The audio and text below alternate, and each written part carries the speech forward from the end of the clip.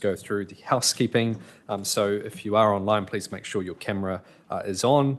Please keep your microphones off unless you are speaking to an item or answering questions. If members wish to speak during the debate, please raise your hand and Wendy will help us with any divisions. And also just make sure your microphone's on in the room so everyone can hear online as well. So we'll get the live stream going. Okay, and we'll move through to our emergency procedures. Please have a look at those on the screen, and if you could make sure your phone is switched to silent mode. We'll now go to item number 1, which is our opening karakia. Please feel free to join me. Whakataka tahau ki te uru, whakataka tahau ki te tonga, kia mā kina kina ki uta, kia mā taratara ki tai, e hiaki ana te atakura, he tio, he huka, he hauhu, tihei, mauri ora. Apologies, I've received apologies from Kara Pukatapu Dentists and Andrea Rutini, and also noting that Mia Whānau is joining us on Zoom. But I'll move those 2 apologies that we do have, seconded by Councillor Connolly. All those in favour say aye. Those against no. Declare that carried.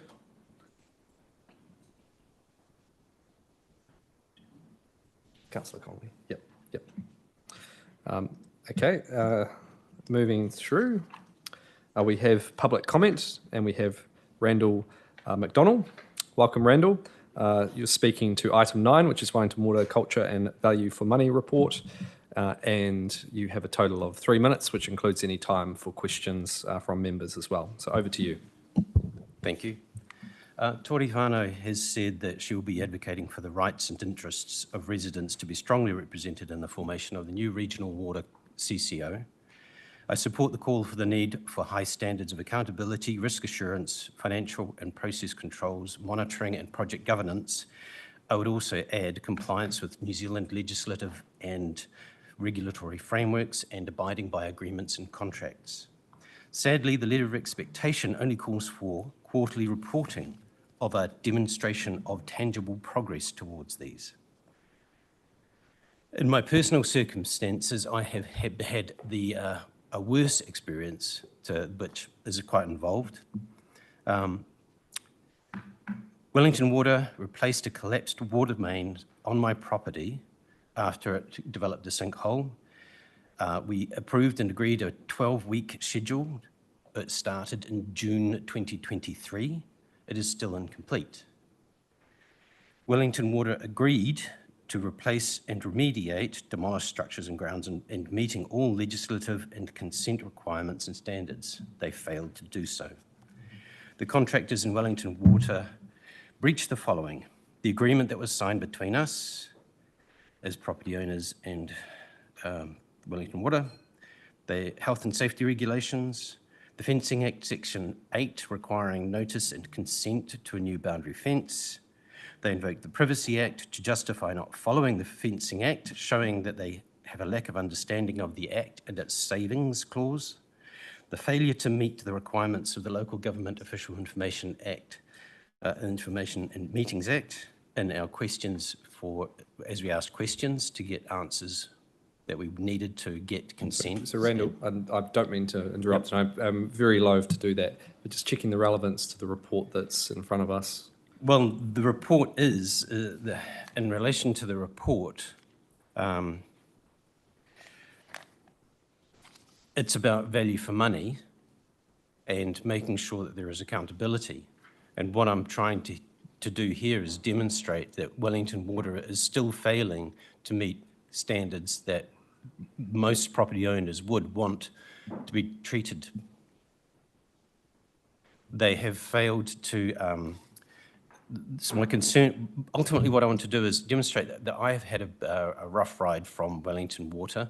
The costs that I will have, the liability that I will have to incur exceeds the amount that they've offered or that they made us take by putting in money into our account. It's about 1/20 of what it actually cost.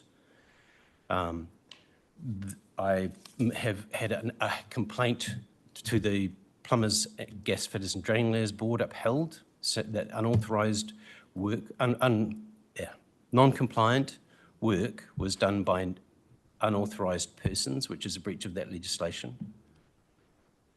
And Charles Barker put money into my account without my consent or agreement and declared that there was a full and final settlement. Now, only a judge has the power and authority to declare that there is a settlement when parties are in disagreement. This is a really tricky topic for us as a committee. I realise that. So now, I'm happy to let you finish. And so I'll get to the point is that in relation to the report that, and also the future of the new CCO, is that there has to be an ability for people who are in my position, not just me, but other people out there who've had infrastructure or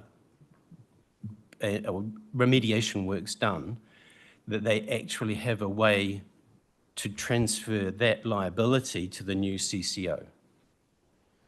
So otherwise they'll be stranded. I'm happy to give you a little bit more time, given I did interrupt you. So is there any final comments you wanted to make? Yeah. In relation to, just to give a quick demonstration of the absurdity, is I can offer $5 to Tory to full and final settlement of all my rates in perpetuity. That's basically the same thing that they have done to me. They've made a declaration, which is it isn't fair that a company that spends $1 million a year on average on lawyers gets to do this to somebody with no resources. Now, who do I make this invoice out to get it paid so I can get a sign off and for my consent? Who do I give it to? I can't give it to you guys, but there must, this is untenable for a public organisation that has a fiduciary role over the money that they've been given by ratepayers, and they're just, I'm not going to be the only one.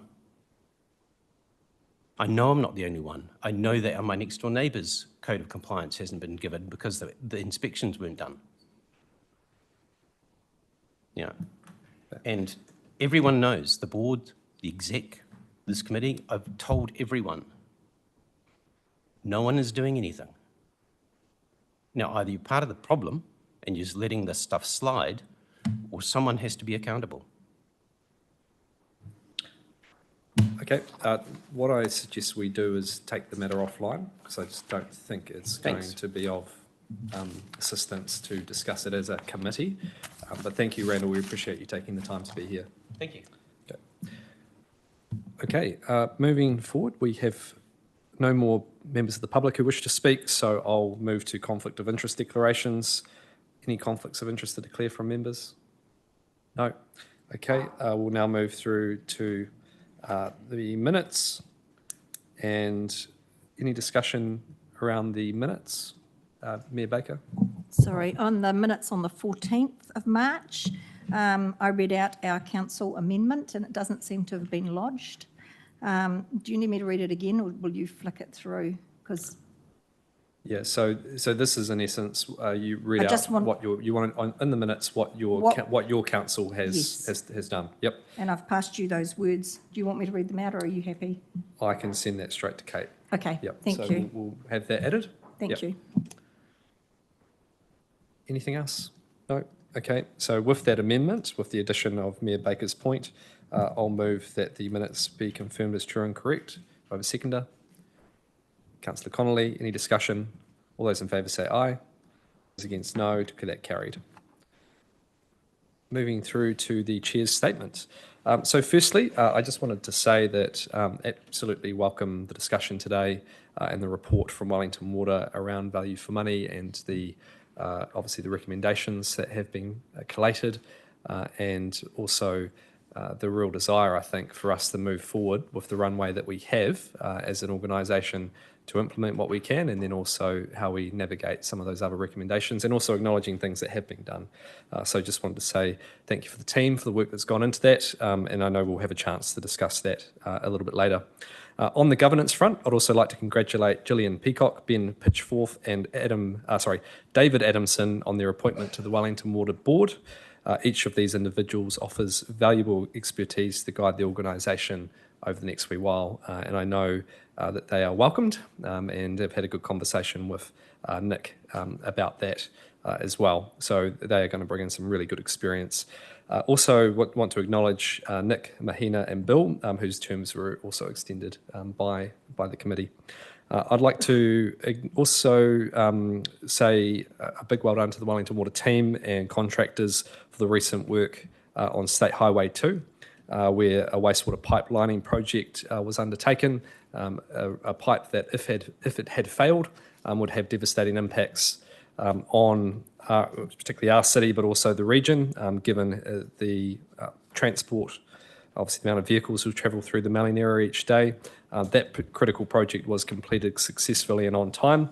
In just 2 weeks of around-the-clock work starting mid-April, crews relined 589 metres of at-risk pipe beneath the state highway. So a really good job, a job well done, even though we had some pretty inclement weather towards the end of that project as well. Looking ahead, as you know, Wellington's metropolitan councils are deciding on whether to establish a new combined water entity. Wellington City, thank you, Mayor Whānau, has made their decision, which I think everyone would have seen that. And I know that each council, the rest of the councils will be making their calls over the coming weeks as well.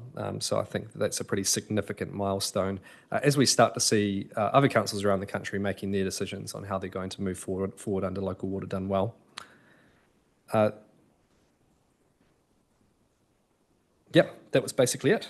So I will move that Chair's statement be noted. Seconded by Mayor Baker. All those in favour say aye. Those against no. Declare that carried. Thank you. So now we move through, speaking of local water done well, legislation and water service delivery plan update. Dougal, welcome. So I know you have a presentation. I'll pass it over to you and then we'll see if there's any questions. Thank you, Mayor Barry, and thank you, committee. Just a brief presentation today, but also seeking a bit of feedback and direction from you, if possible, as to how we might come back to you at the next meeting as well. So in terms of key updates, in relation to the legislation, we are expecting a report back on Bill 3 now on the 4th of July, so there's been a little bit of delay there. It had been 17 June. The latest word I have had from DIA, though, is that they're expecting that legislation to pass through by July or August. So we'll wait eagerly to see what comes through the report back process. All the shareholding councils have been consulting on options, as Mayor Barry noted, noting South Wairarapa is consulting on a different option. The responses from all of the metropolitan councils and Greater Wellington has been strongly in support of a joint model, and councils I know are considering that feedback that they've received through consultation and their deliberations linked to their annual planning processes and long-term planning processes. Obviously, as Mayor Barry noted, major milestone in the last couple of weeks with Wellington City deciding on its delivery model option, and the other 4 councils will be making decisions on that between 26 June and 30 June next month. The program team's been working really hard with Wellington Water's support and a range of technical expert support to draft the water services plan. We have that to about a 90% state now, and today we'll circulate a draft working copy to officers for their initial review and feedback to make sure it's accurate. We're confident that it meets the requirements of the Act. Just been looking at a review of that from Simpson Grierson, confirming that we tick all the boxes required by legislation. And so following that being reviewed and updated and finalised, that'll support council decision making through July, August, and by the end of August we're expecting that all councils will have adopted the water services delivery plan. In support of that, we're planning for the establishment dates, and that's kind of the key issue I want to talk about today. So our day 1 is coming very soon, July next year, and ahead of that, our day 0, trying to have a board in place. So we need to start turning our minds to the establishment of the new organisation and what that means for Wellington Water and for this committee as well. We've talked briefly before at the last meeting about the different sections of the water services delivery plan, so happy to take any questions on that, but I didn't plan to talk about that. So the last thing I wanted to cover was, at the chair's suggestion, the intent is to bring a more fulsome report to the committee next meeting, next full meeting in July, which would cover a range of matters relating to establishment and implications for Wellington Water and for the committee. So that includes the governance proposals that we're looking to put in place, particularly for the new organisation and the relationship that might have with this committee, including the new establishment board. There are a number of key interdependencies that are being delivered by Wellington Water, which are really important for the new organisation, in particular the IT investment program, but there's a range of other issues as well. How we support councils in Wellington Water to confidently make decisions through transition, so that those decisions are being made in a way which supports the establishment of the new organisation. The approach to people and making sure that there's clear communications for staff about the change process and what they can expect through that. We'll need to do further work with South Wairarapa to understand their intended stand-up date, which is a year later than the day one for Metro Water, and how that works in terms of the ongoing operation of Wellington Water, and the potential approach to the wind-up of Wellington Water as well. So there's a range of issues to cover there, so I'm very interested in any feedback today from the committee about are there other matters that you'd be interested in seeing as part of that update or discussion at the next meeting. Thanks, Dougal. Questions, Councillor Connolly.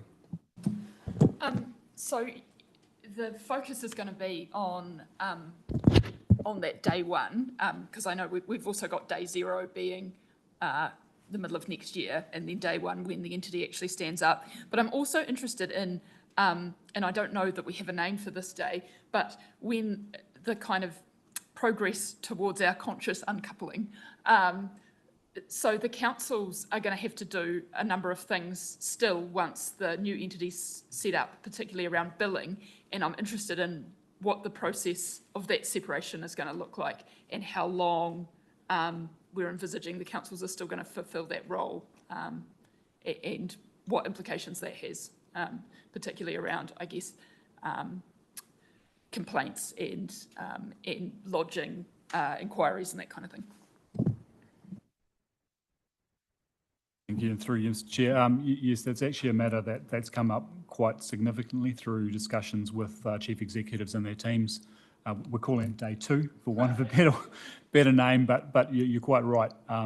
Day one, we're trying to be very focused on the minimum viable product by 1 July next year, and there will therefore be a number of activities which do need to be carried on by councils until the organisation has full operational capability. We're not quite sure what that date is as yet, but we will get clearer on that over the coming months. There's a number of ways we're looking to manage that. In particular, there will need to be quite a clear transitional services agreement between the new company and councils to clarify how each organisation is supporting each other. One of the most pressing and important ones is billing. That's that touch point for customer service.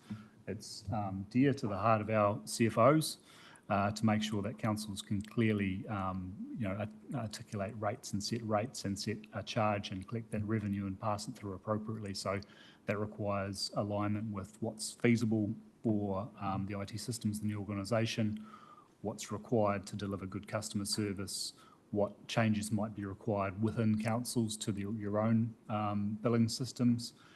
So that's exactly the kind of thing that we're trying to work through to make sure we're really clear. But the key point we're really aiming for on day one is that transfer of accountability, recognising that will require support for some time.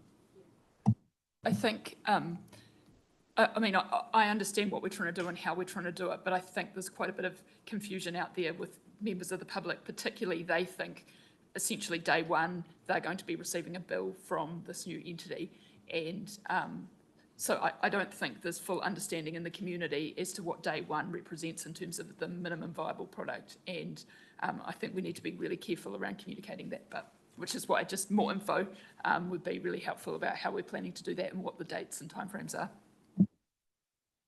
Thank you. Good point. Any other member wish to ask a question? No? Okay. Thank you very much. Really appreciate it, Dougal. We'll now move through to the company and governance update on page 34 of the agenda. And we've got Patrick and Nick here to speak. And an introduction. Yeah. Kia ora koutou. Before I hand over to Pat, I'd just like to introduce Gillian Peacock to committee members. Gillian is one of 3 new directors, as I think you mentioned, and amongst a myriad of skills, Gillian brings particular emphasis around people and culture, and that is going to be very important in the transition ahead. David Adamson is obviously brings an asset management and water background. Ben Pitchforth, particularly skilled around IT and transformation, which is going to be very important. So we've got I think committee's made a very strong decision around the skill set of directors, and we've now got a full complement, which I think is the first time in my time as on the Wellington Water Board that we've had that. So I want to thank you for your decisions, and welcome, Jill. Just briefly for myself, I mean, Wellington Water is really focusing on, from my perspective, 3 key themes, and that is an improvement, which there's a lot around today, particularly with the value for money and bringing together several reports and really zeroing in on the things that we can both improve, but also in terms of preparation with new systems, IT systems for an entity. And then, of course, the third theme is transition, which you are equally focused on, and we've heard from Dougal a sort of an update as to where that is at. But I just wanted to give the assurance that the improvement is not, there will be no end date. That will be continuous until the point that Wellington Water is no more. And it's happening in many different ways, and there's obviously been structural changes to the organisation. New people have been brought in. We've obviously looked at controls, processes, understanding risk, and making significant changes on the back of reports and the way we structure our contractual arrangements with contractors and consultants. There is another point here, and what I want to do is, I suppose, Pat and myself, or Pat and Bill, because I've been away, have been out engaging with councils a bit more directly, and understanding some of the issues, because there are individual issues by council.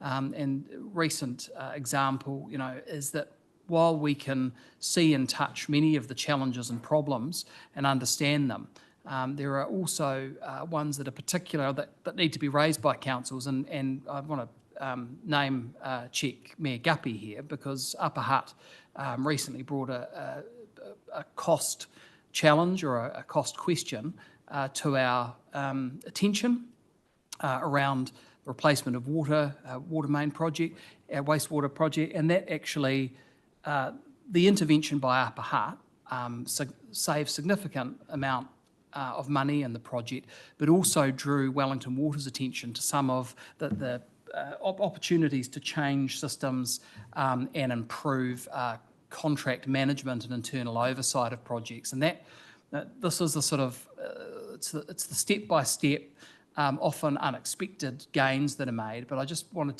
to say that, because I think it's important that these issues are raised, and I hope that what you're seeing from the organisation now is a much more open approach to questions when they're asked and problems when they're raised. And if you're not feeling that, then I welcome that, that engagement with me directly. So I'll hand over to Pat. And also Mahina Pukitapu's here from our board as well. So I'll hand over to Pat. Thank you, Mr. Chairman. So the issue that Nick talked about is worth discussing. There's things we're finding all the time.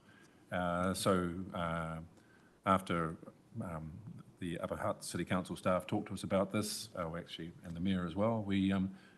Our staff and Upper Hutt City Council staff met with this contractor to find out why the price was so high. And they pointed to our special conditions of contracts and said, have you read them? And look at how much risk you transfer to us. And so we price all that risk on the chance that some of those things might happen.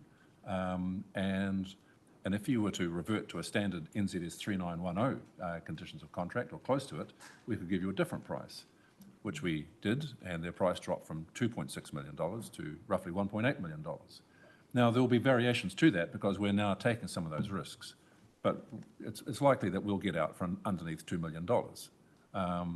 And it makes more sense for us to carry risks. I mean, one of the risks we transferred was geotechnical risk.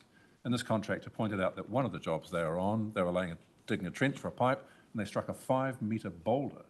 And because of the conditions of contract, it was on them to break that up and get it out of the way. It cost them a fortune. So now they always anticipate that when they're working in the Hutt Valley, they will encounter a 5-metre boulder.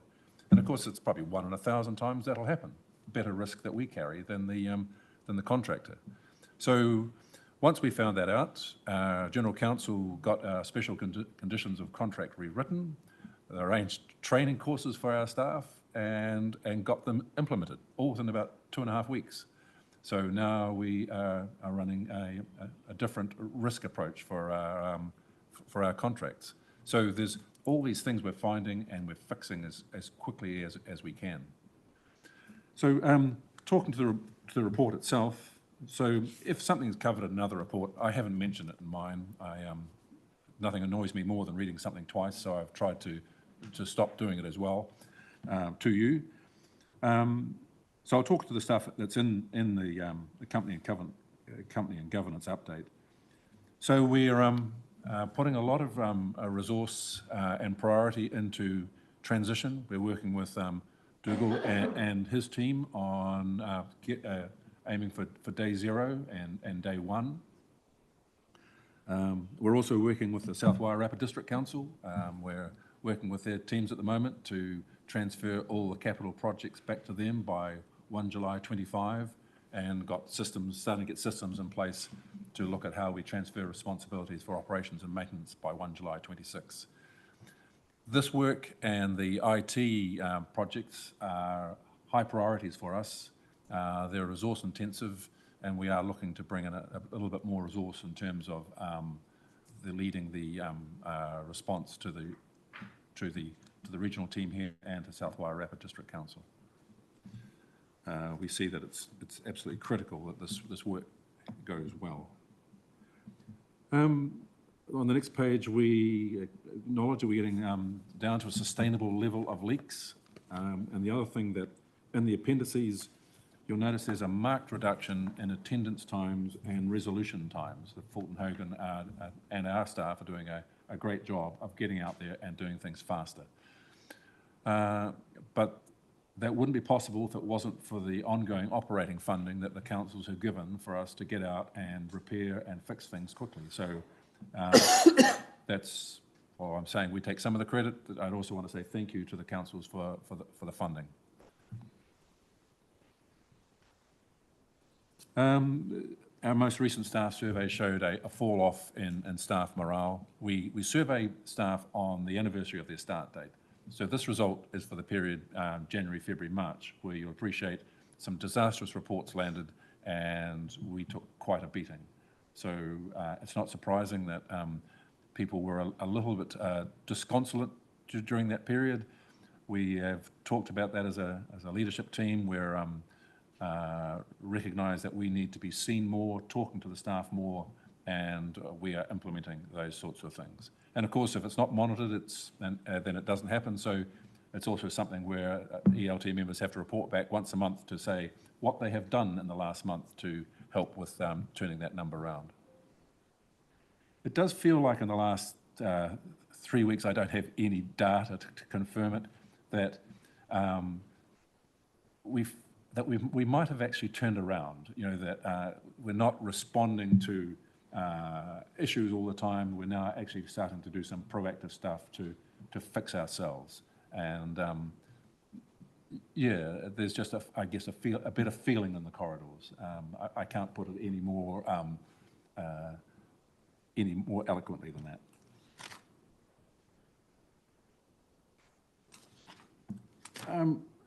I think that's really all I wanted to talk about, Mr. Chairman.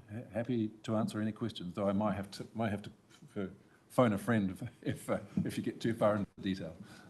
No, thanks, Pat. And just to acknowledge some of those stats, particularly on the response times, leaks, are looking really good, as good as I've seen them for some time as in my role as mayor, that's for sure. Councillor Connolly. Morena, everyone, and thank you for the presentation. I wanted to start off with two bouquets. The first one was around leaks. I spent a day out at Brewtown and Upper Hutt on Sunday, and I wasn't drinking. Unprompted, people said to me, the leak situation is a lot better. Not, just going around the community, not seeing half as many leaks. Yeah, that's a way to make them come on board. So that's really awesome. I do note in those dashboards that the number of leaks we're fixing across most of the regions has gone down. I guess that's a natural factor of just getting on top of the problem. But obviously we don't want to go down so much that the problem is allowed to get back on top of us. So obviously, I'm sure that's at the front of your mind. The other bouquet I wanted to give, and I don't have many bouquets to give out on this topic, is around the Seaview wastewater treatment plant. I think it was this morning, Radio New Zealand article had a comment from the community saying that they felt Wellington Water's approach had changed and that for the first time Wellington Water was putting the community at the heart of its decision making in relation to Seaview, which is just so awesome to hear. So thank you so much on that. I guess with Seaview, I would be quite interested in a wee update on the exercise you're about to embark on and how you're managing that. The other thing I wanted an update on that was a bit more concerning in this report is paragraph 35 and 34, the growth update, just around the reservoir storage volumes. I assume that relates to essentially firefighting capacity. If the supply of water is cut, we need a certain amount of water in a reservoir to deal with emergencies. And now we don't have the amount of water for the number of residents and properties that we have. So what is the plan there? Can individual houses compensate for that, or is it something that we need to have on our radar to increase the storage capacity around the region? What's the story there? So it's two things. One is in the event of an emergency, how much water can you store to keep houses going? But sometimes it's not an emergency. You may want to be repairing a pump station or a trunk main and turn the water off. You need time to be able to do that and still have enough stored water to cope with normal demand and a fire. And there are standards specified. We don't have to reinvent this wheel. There are drinking water standards that define how much storage we need. And we're slipping below that in some areas. But we've talked with the councils about that, and that money is in the water service delivery plan in the right sort of timeframes to start addressing that and still cope with growth. So yes, there is a plan, but it's contingent on day zero and day one. But yes, it's being addressed. So there aren't any urgent risks that this situation is posing? No, we've talked to the councils concerned, and the money's in, and we're comfortable with where we're at.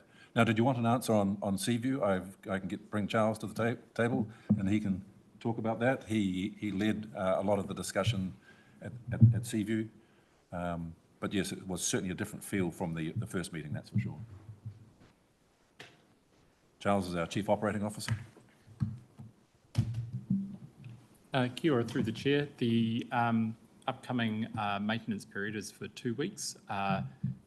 Throughout that period, the dryer will be shut down. The dryer is the thing that dries the sludge to a drier amount, so that means we'll be trucking wet sludge, which is more odorous and just a nastier stuff. So what the community would expect to see was an increased number of trucks because it's not dry, we have to transport more of it. It is, we've worked with Veolia to put in all the prudent contingencies we can. It'll be trucked in sealed bags. The area that they load it will be wind protected. There's odorizers there. So one of the assurances we gave to the community is that while there may be some increased odour or points where there is odour, it will be nothing akin to the summer period. And what we've also given a lot of assurance is that this is a planned shutdown. The summer period was caused by a failure, and a failure that ran on and put the organic process out of balance. So the Veolia is planned, and we've checked it, we'll optimise the organic process. Allows us 2 weeks to take the dryer off. If anything, at any indication whatsoever starts going that the organic process is changing and not in a positive way, they've got a very clear path to put the dryer back online. And that's why we're doing this in two-week lots, which is so that we can always put it back together and restore the balance and keep that odour down. So it was really heartening to listen to them. They're really well informed now, and they ask really, really good questions, really hard questions. And one of the assurances that we did give them at the same time is that the dryer replacement project, we gave a brief on how that is coming and the importance of this work and the value that we place, making sure that it's all done to protect their summer. Yeah. Charles, do you want to talk about the twin barrel approach? I think with the analogy of the replacement car and then the two cars. Yeah. So one of the things that I think was really useful to explain to the community was that the life expectancy of a dryer is actually only 25 years. It's not it's failing a little bit in the matter of years or months earlier, but it runs 24/7. So like if it was a car, it would be like running your car 24/7. You would expect it not to last that long. So the rest of the plant has different ages, but this is timely. And what we're doing is when we do the new dryer, it comes with 2 dryers. So that allows us to a level of inbuilt redundancy. So when the plant is running at lower capacity, we can do maintenance and keep the drying. So what that means is it's a really good environmental outcome too, because that means we only should ever be trucking dry sludge to the landfill. It's a waste of a good landfill sitting and putting wet sludge in it. It's just water. So that means that we'll have kind of 2 minis in the garage rather than a big ute, if you follow. Yeah. And the other part of the comparison is, if you can imagine, if you replaced a 25-year-old car.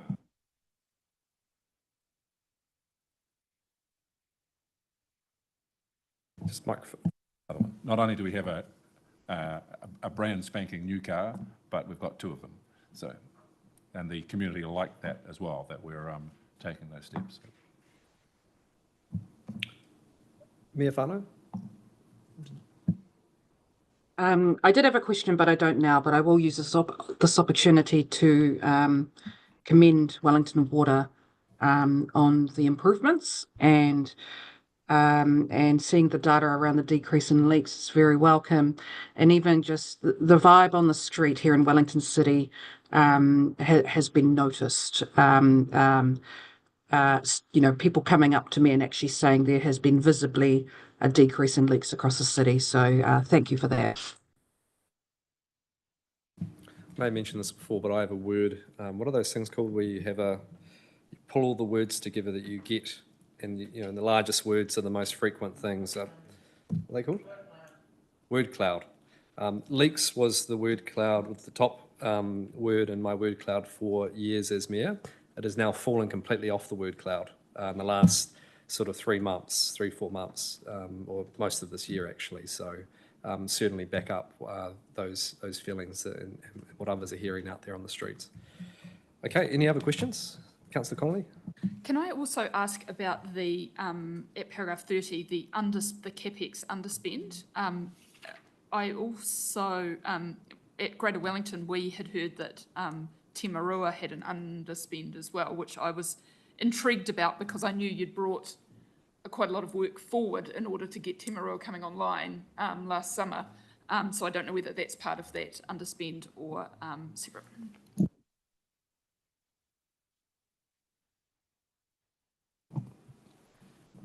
I can talk broadly. I guess one of the key changes for our CapEx program this year is that in the past, Wellington Water would probably be looking to take its underspends and repurpose those on other minor capital projects to soak up that spend.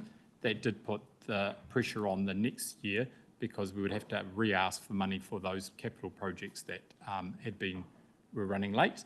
And following council direction across the board, we've been more disciplined about that. So historically, Wellington Water on its capital project would underspend and then reutilise that money in year.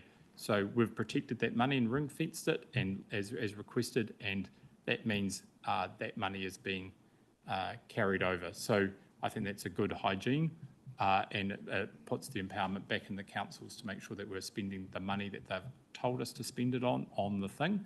On Timarua's going well, so I'd have to get an answer for you for that, but it's looking good. But just in general, what does the 94 million underspend, which projects does it relate to? We also note that that says this forecast variance has increased since 70 million reported in March. So obviously we're slipping further behind in our CapEx programs. What does that indicate? That we're being overly optimistic in what we can achieve in a year? What projects does that 94 million relate to?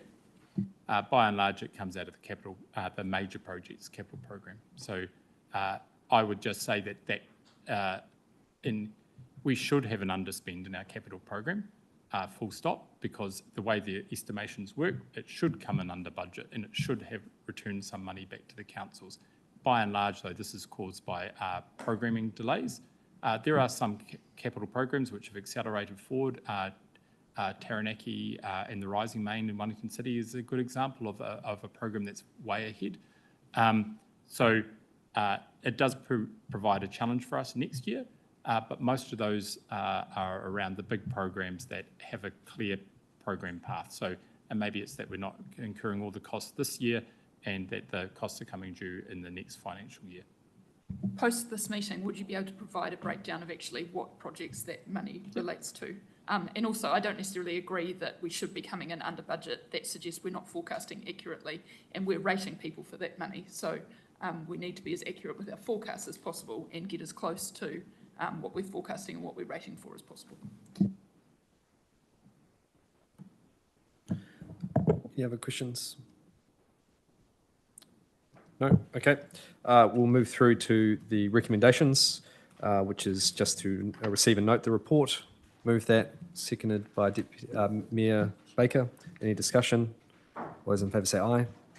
Those against no. Great. Moving through to item 9, which is the Wellington Water Culture and Value for Money report. We'll have Patrick stay at the table and we'll have Erin come forward and Nick as well. So I will pass it over to you, Pat. Or Erin, do you want to kick off? Erin.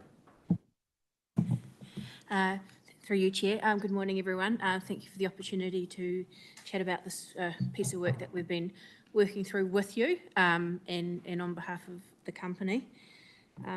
For us, this really represents an opportunity to move forward as an organisation, taking on board all the work that and all the reviews and all the feedback and opportunity people have had to provide us that. What we're looking to talk about here, and you know, we've had a lot of conversation with our board and our executive leadership and various parties. This really represents a move forward. The recommendations that came out of the various reports, you know, some of them were quite hard-hitting in a lot of cases. They really did represent the status of the organisation. We've made a lot of changes in the organisation to move forward on those recommendations, and we've talked about that in the paper. I think, you know, the big tangible one is, you know, our board has reset the organisation, and we've talked about that previously, but we've done a lot of work around restructuring the organisation. We talked to you previously around how we were looking to prioritise the recommendations going forward. We're now bringing that back to you for for your endorsement. Acknowledging that the recommendations that we are progressing with are quite far-reaching, they're quite large in scale, acknowledging that while we're working on them, they will be enduring for the life of Wellington Water and potentially into the new entity or entities. And we will be working with the local Water Done Well team on that. Noting that one of the big improvements is the technology systems uplift that does feature commonly across a lot of the recommendation and underpins a lot of the improvements that we will need to make as an organisation. And that is a great piece of work that is progressing at pace, and thank you for your support on that.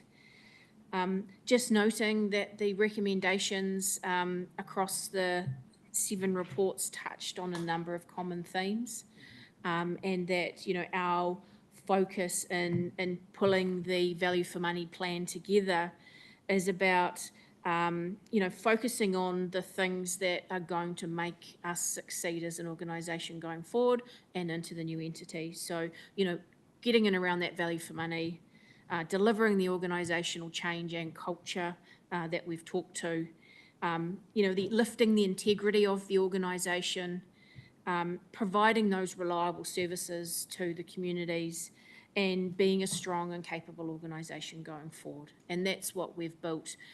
You'll see that through the things that we've noted we've already done, and both Pat and Nick have talked about the organisational restructure that's gone on and the changes we continue to make. And the improvement plan is really orientated towards those things that we can tangibly do in the next 12 months. I'd also like to just touch on that we have been actively engaging with the Commerce Commission on their statutory foundational information disclosure that they have. We have, in our conversations with the Commerce Commission, we've been very open around, and that's been our approach. They understand the challenges of the organisation. And from the context of the request for information that we've had from them, we get a sense of what their draft determination is looking like. And from that RFI, they're very focused on our value and culture for money improvement plan, of which is in front of you today, and they have that. Around operational reporting. So the reporting you see today in your governance report, they're very focused on that. The performance of the Operation and Maintenance Alliance, and we've got some improvements in the improvement plan that specifically talk to that, including publishing the Alliance performance reports, and the maintenance expenditure. So we talked about that graph. They're very focused on that too, and us being able to articulate the reactive renewals as reactive maintenance and program maintenance and the costs to our community. So,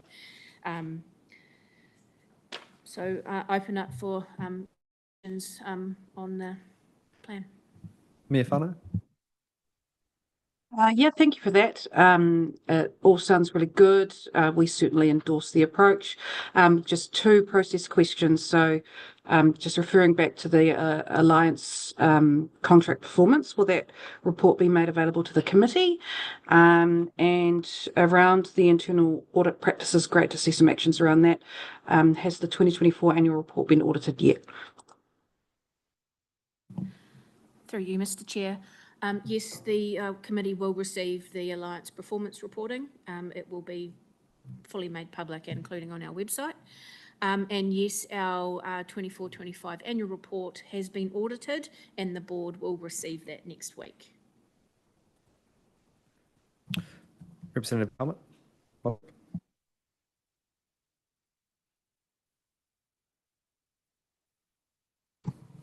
Kia ora. So this is a matter of particular interest to me because, from my perspective, at its heart, the highly publicised challenges that have embarrassed us all in the past really flows out of this conversation. And the interesting reflection for me is that there is a very significant overlap of the individuals involved between the past, the present, and the future. And the proposition that those individuals, if led by presumably by a few different others, will transform is a stretch, unless we're clear-eyed about some other contributing characteristics or issues. Particularly what I'm talking about is, if you want to, I mean, I said this in a little spiel that I published over the weekend, but, if you want to predict how people will behave, you look at the incentives and sanction structure that they operate within. That combined with their own internalized value system is what will give you your prediction for behavior, right? So the people are the same. They're not going to change their values, so we'll tick that one. And what's interesting to me is that a lot of attention was given to the internal policies, practices, incentives and sanctions to the organisation, which we're now in the process of presumably altering with Clear Eyes, which will flow into the future with Clear Eyes. But where I'm going is that there is another source of very clear incentives and sanctions that we've got to be really crystal clear about. Previously, I would argue that a key driver, if not the main driver for some of the dysfunctional behaviour previously, was the incentive and sanction structure that Wellington Water worked within, that was exogenous to itself. Its ownership, this committee, the parameters that right? Okay, so that ain't going to be the going forward, cool. But there is going to be, and you've alluded to, other external regulatory and other, right? So all I'm asking for is that as we go forward in the planning for the organisation's, I'll stick with my language, incentives and sanctions, the policies and practices and everything else, that we're very clear from the external to the owners to the internal, that they're aligned and that it is reasonable for us to expect the kinds of changes in behaviour and attitudes that we're after. And if that work hasn't been done, I would very much welcome it being done in terms of what Dougal and the team are doing for the go forward, because they flow into each other. So that was really more a tirade or an invitation than a question there, Mr. Chair. But I would welcome if there was any reflections back on what the points I'm making in terms of how you're thinking about this journey of re-engineering our Wellington, our water delivery capability, if I call it that. So I'd welcome that. Kia ora. So I'll have first crack at that, and Nick may want to pitch in. But I reflect on that a lot. How did we get in this position? And we talked about it with Upper Hutt last night, that Wellington Water did it to itself.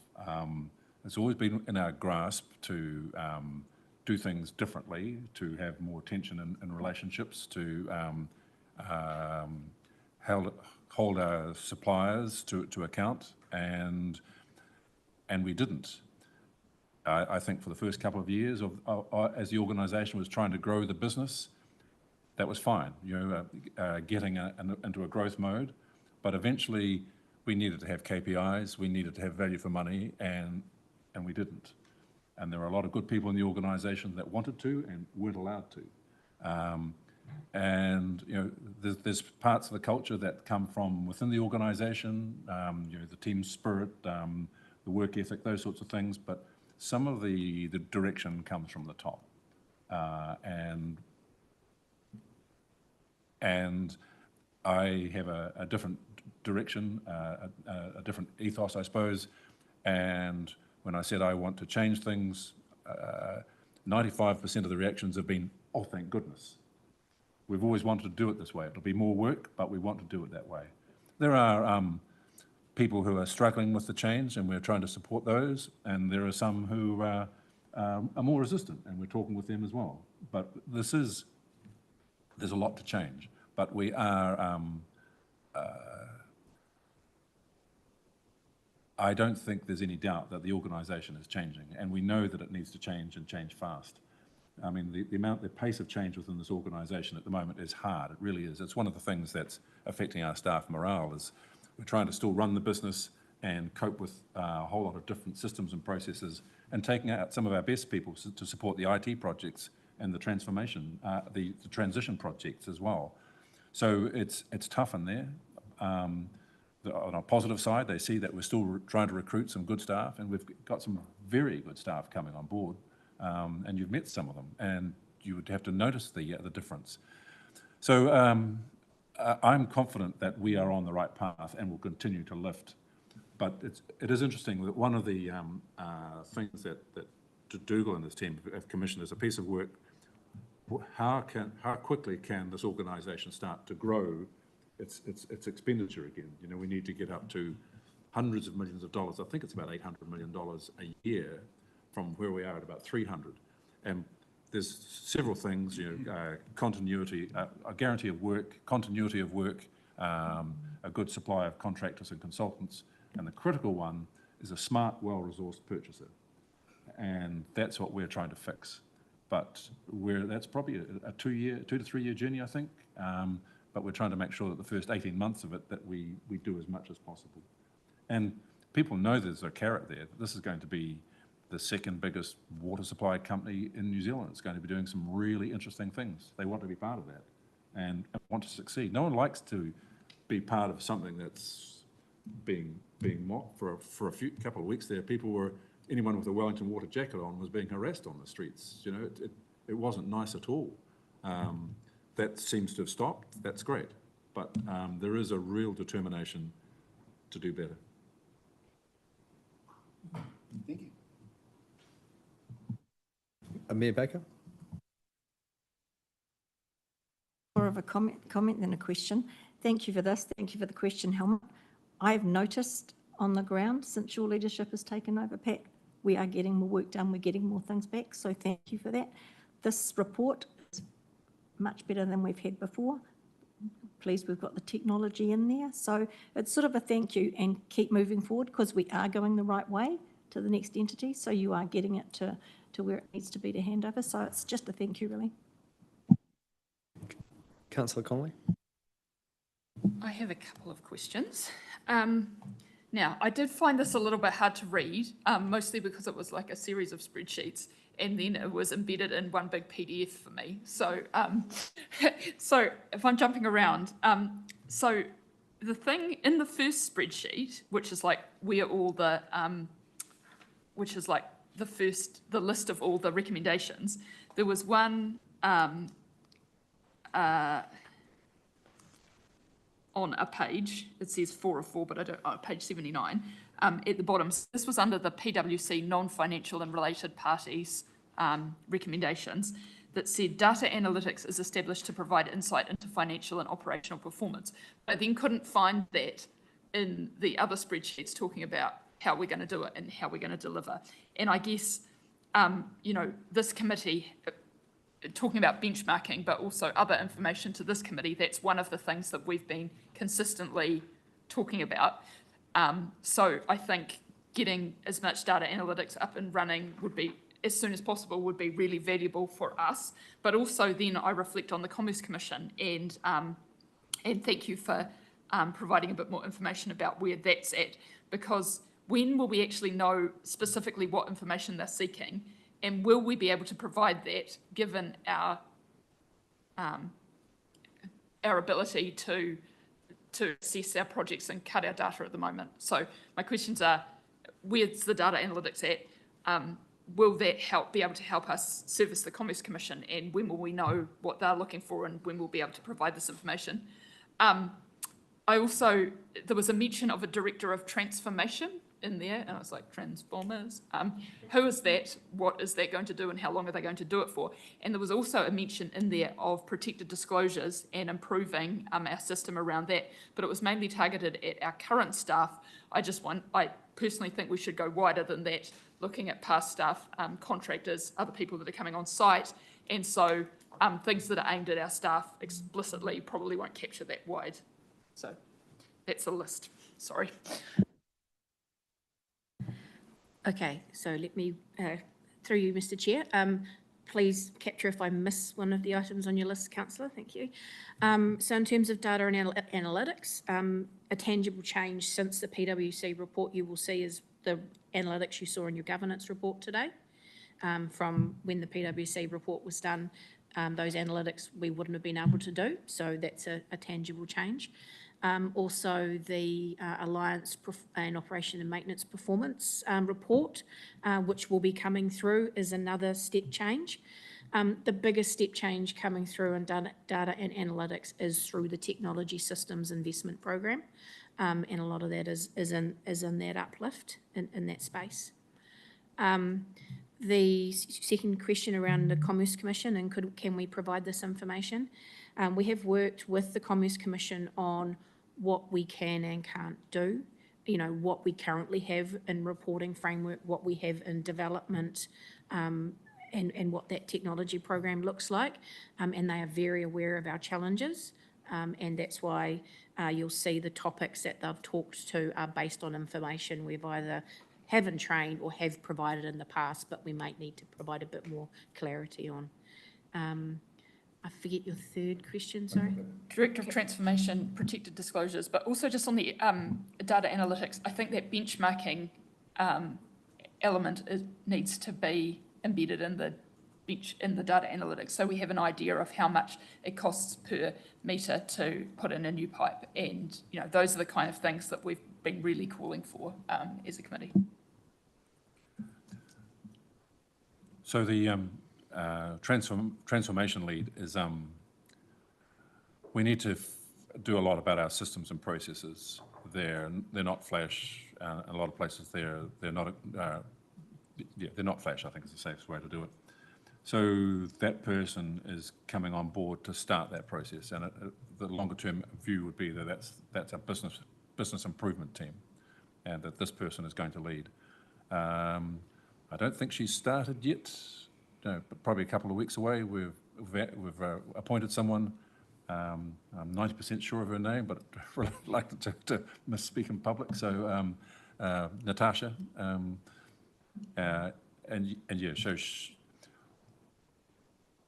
yeah, I see that we'll be growing in that area, and you know, analysing the swim lanes that information is being passed down, how many times it has to come out of its swim lane, where we're losing time, and sorting that out. The other thing is we will need to change our business processes to align with our new IT systems, and that will require a dedicated resource as well, which is what that person's for. And just finally on the protected disclosures. Absolutely, and so, you know, it's always an opportunity for us to look back at ourselves and say, have we got this right? But also acknowledging that there are other people in the community who have been directly or indirectly involved with Wellington Water, so we'll take that on board. Even just something on the website that was easy to access would be really great. Yeah, just would like to note on the benchmarking, that is something that we are building into our procurement practices, and our lift in procurement maturity around making sure we're capturing the right information through those processes to enable the benchmarking. So one of the challenges we have is a lack of national benchmarking data. That's a hole there, and the Commerce Commission doesn't have it at the moment. Until everyone gets into an information disclosure regime and they've published that data for a couple of years, there's a limit to how much we can do nationally. We'll be working to make sure we have competitive data, but we won't know how that sits with the rest of the country until the rest of the country starts reporting as well. Any other questions? Okay, so certainly as a committee, I think now is the time, with the report that's in front of us, how the recommendations have been grouped together and what's been focused on, particularly by the organisation, that this is kind of a bit of a line in the sand moment, and for us to look to move forward rather than continue to sort of look back. So really, it is quite important that the members are comfortable and have asked all their questions, made any additional comments or feedback. So just wanted to check if there's anything else. Councillor Connolly. Sorry, this is just a question about the specific recommendations that the paper has. I don't quite get what recommendation 5 is getting at. Agrees that this improvement plan represents a shift towards the future and the reviews and recommendations will not be relitigated. a key part of this is bringing it back consistently and us re-questioning whether this is the right approach and whether we're seeing the changes that we need to change. So I think it needs to be a living document, and the idea of it being locked in stone and no relitigation allowed, I just don't accept. So, but what value will there be for us relitigating? Because what has happened in the past, and quite understandably so, because we haven't had this exercise, I think, is for us to be referring back to previous reviews. All of it is here and now in one place, and we're clear on what we can't deal with or what we've already dealt with, and we're clear on what we will be dealing with. So, but that's not the improvement plan per se. That's the reports that fed into the improvement plan. So I agree with the value of drawing a line in the sand and saying we are where we are. This outlines everything. Let's move forward. But I guess I also think there's incredible value in us reassessing the actions that we're prioritising, determining whether they're working and delivering the outcomes we want. I just don't think being locked into an improvement plan and unable to make changes to that is particularly sensible. I don't quite, Representative Bodlick? Perhaps a clarification on what the writers meant by the request for non-litigation might close the gap on our expectations. So I think we ended up with 123 recommendations that we managed to pull down to 9 themes, and there's a truckload of work there. There really is. And so I suppose we're concerned about, 6 months down the track. There's enough work there to keep us gainfully employed for the next 12 months, that's for sure, until day 0, probably till day 1. And some of it will be for the new organisation. Combined with all the other things that are happening within the organisation, it's a challenge. And we've diverted a lot of resources to get this improvement plan to this point. It's pretty much been Erin's full-time job for quite some time, that and managing the relationship with the Commerce Commission. So we think we've got enough here to go on with. We're probably the most reviewed organisation in the Wellington region at the moment, and we don't have the resources or the time to go back and look into a report and see if there was anything else that we haven't picked up that might have been a background to a recommendation. We think we've got a pretty comprehensive list to improve this organisation and start looking forward and not having to reopen those reports and debate what do they mean by a recommendation. I think that's what we mean. Yeah, and I think just to add to that, I mean that the train is set in terms of transition. The review framework on page 74 is very carefully allocated based on those 123 recommendations. It is really going to be a case of trusting the principle of those themes that have been identified and where we've allocated those sit in terms of what have we done or are we doing, what are we waiting for, and then what is actually going to be handed over for a new entity. I just, from a resource and a time perspective, our view is if you have a problem with the themes or at a high level with the principles of what you're seeing, happy to discuss those governance to governance.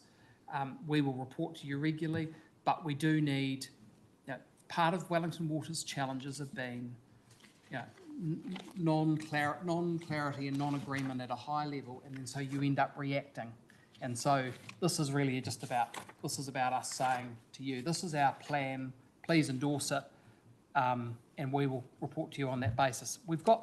There isn't a lot of runway left, and so you actually have to make some decisions about what's a priority and what's not in these situations, and that's what this attempts to do.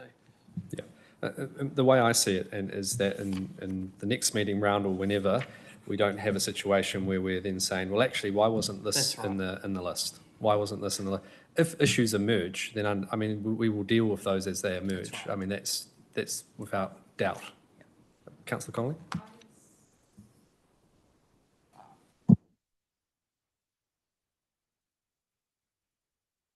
Sorry, I have a suggested change to that recommendation 5. So what about agrees that this improvement plan represents a shift towards the future and agrees to draw a line in the sand regarding reinterrogating the reviews that have occurred. So that doesn't stop us from looking at the improvement plan and the actions that you're bringing to us, but stops us going back to those reviews. Yeah, the what about. I think in my mind, that's what this is saying. If that gives better clarity and more comfort for everyone to be able to support it, then I'm happy to make that amendment. Yep. Okay. So we'll just make that amendment. Was there anything else while we do that? No?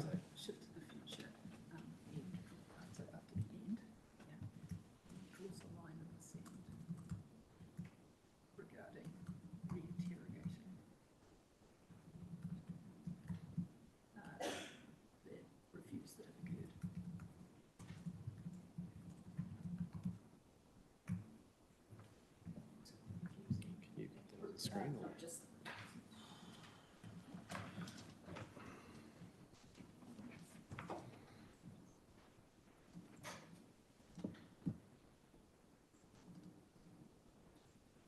we'll just pop that up on the screen so everyone's on the same page. So agrees that this improvement plan represents a shift towards the future and draws a line in the sand regarding reinterrogating the reviews that have occurred. Happy? Yep. Thank you, Councillor. Appreciate that. So I will move the recommendations 1 through to 5 with that amendment. Do I have a seconder? Councillor Connolly. Any discussion? All those in favour say aye. Those against no. Don't know if I heard anything there. All those in favour say aye. Aye. There we go. Okay. Declare that carried. Yeah. Yeah.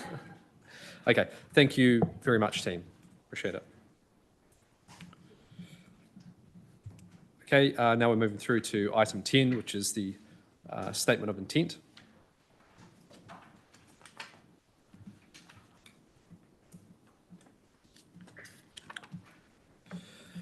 Okay, Natalie, are you going to take the lead on this one? Yep. Sure. Kia ora koutou.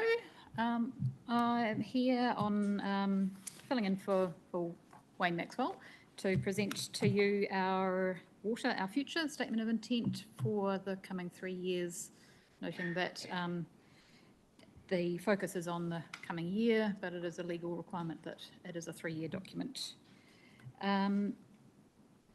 This sets out the day-to-day responsibilities for water services delivery of Wellington Water, plus how we are responding to the strategic direction set by the Water Committee through the letter of expectations. We hope you agree that we've done that adequately. It is very much a no-frills document, and it was put to our board on the 15th of May. They've approved it subject to minor tweaks and kind of formatting improvements. Discovered that there's a typo in one of the footers, for instance. There are 2 changes that I need to bring to the committee, the changes from the version that you have in front of you. On page 98 of the pack, measure 7 had a TBA on the pipe renewals expected. The team have been working hard on coming up with a figure there, and we're proposing 8 kilometres as the target for the coming year. And in measure 8, the figures there given in the range were calculated on an earlier, smaller total of funding, and those will be upgraded to 75% of the total is $257 million, and 90% is $308 million. I do have a version of that on paper if you would like me to table and full circulate that to members. And with that, open to questions. Any questions?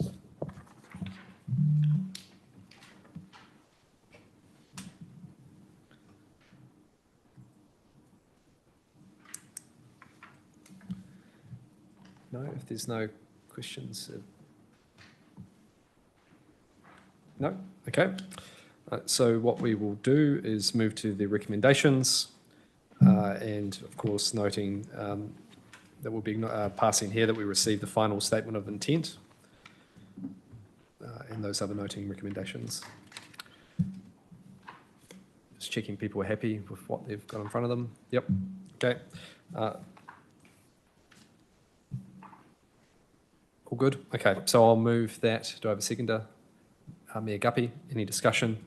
All those in favour say aye. Those against no, declare that carried. Thank you. Thank you, Natalie. Item 11, reporting of drinking water annual measures to Taumata Arowai, page 124. Erin?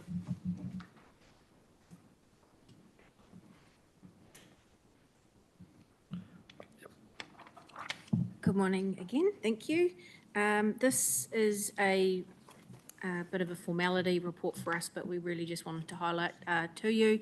This is part of our annual legislative compliance reporting to Taumata Arowai. This information does form the basis for the drinking water regulation report that Taumata Arowai will publish.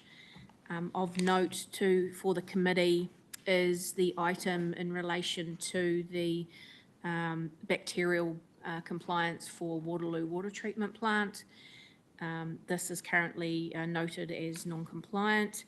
This is in relation to the chlorine contact time at Waterloo, a known issue that we've had for a little bit. We're working on and funding in place of projects in place that relates to the contact time the chlorine has post the treatment plant process, to the time to the first customer, of which there are 800 customers impacted by this. So overall, the plant then becomes non-compliant. But in context, right across the region of all the councils we service, this is really positive. That is the only treatment plant. Everyone else is compliant. And that really looks at all the barriers in place, yes, with the minor exception of Waterloo.